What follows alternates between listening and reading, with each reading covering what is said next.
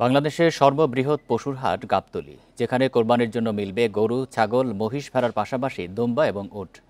হাটে ক্রেতাদের পাশাপাশি একমাত্র উট ও দুম্বার জন্য ছিল দর্শনার্থীদের উপচে পড়া ভিড়।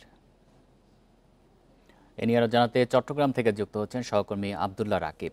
রাকিব, চট্টগ্রামে পশুর হাটের বিস্তারিত জানাবেন। আজকে কেমন বিক্রি হচ্ছে, দাম কেমন, দাম নিয়ে কি ক্রেতারা সন্তুষ্ট? বান্ডেল থাকলে প্রতি সেনমানিতে টাকা বাঁচবে। বিকাশ সেনমানি বান্ডেল কিনে জিতুন প্রতি লেনদেনে।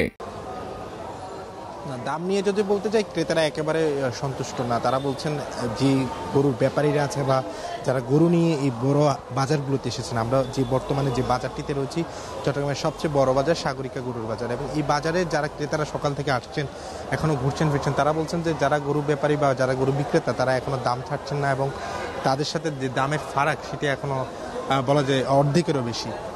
ফলে তারা ঘুরছেন এবং তারা অনেকটা বিরক্ত। তারা বলছেন যে যারা ব্যাপারীরা আছেন তারা এখনো পর্যন্ত দাম চাচ্ছেন, অথচ গরুর হাটের আর একদিন মাত্র বাকি।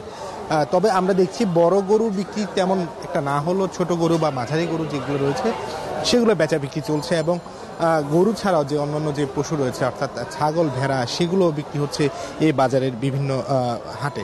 আমরা এখানে দেখছি বিক্রেতারাও অপেক্ষায় আছেন, ক্রেতাদের সাথে দরদাম করছেন, কিন্তু তাদের যে কাঙ্ক্ষিত দাম সেটি আসলে তারা না পায়, তারাও আসলে তাদের গরুগুলো বিক্রি করছেন না। এখনও তারা অপেক্ষায় আছেন, হয়তো বা আজ বিকালের পরে এবং আগামীকাল যে একদিন আছে সেদিন হয়তো তারা তাদের কাঙ্ক্ষিত যে দাম সেগুলো হয়তো ছাড়া হতে পারে।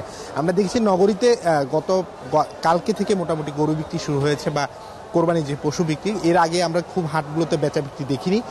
তবে গতকাল যেহেতু সরকারি অফিস কার্যক্রম শেষ ছিল, আজ থেকে গরুর বাজারগুলোতে চাপ বেড়েছে। এখন পর্যন্ত আমরা প্রায় প্রতিটি হাটেই দেখছি সকাল থেকে মানুষজন আসছেন তাদের প্রিয়জনদেরকে নিয়ে, অনেকে ঘুরছেন এই বাজার থেকে ও বাজারে, কিন্তু এখনও তাদের যে পছন্দের কোরবানির পশু সেটি আসলে নিতে পারছেন না, অনেকে আবার নিয়ে ফিরছেন। তবে দাম নিয়ে মিশ্র প্রতিক্রিয়া রয়েছে। কেউ বলছেন এখনও যে দাম রয়েছে সেটি আসলে গত বছরের তুলনায় কিছুটা বেশি। তবে অনেকে আশা করছেন হয়তো শেষ দিকে আগামীকালকে বাজার কিছুটা নামতে পারে, সেক্ষেত্রে হয়তো তারা অপেক্ষায় আছেন আগামীকালকে তাদের পছন্দের যে গরু রয়েছেন সেটা আসলে তারা ক্রয় করতে পারবেন। তবে ব্যাপারীরা অপেক্ষা আছেন, তাদের যে লাভ সেই লাভটি না ছাড়া পর্যন্ত তারা আসলে তাদের গরু বিক্রি এখনো পর্যন্ত করছেন না। চট্টগ্রাম থেকে জানাচ্ছিলেন সহকর্মী আব্দুল্লাহ রাকিব।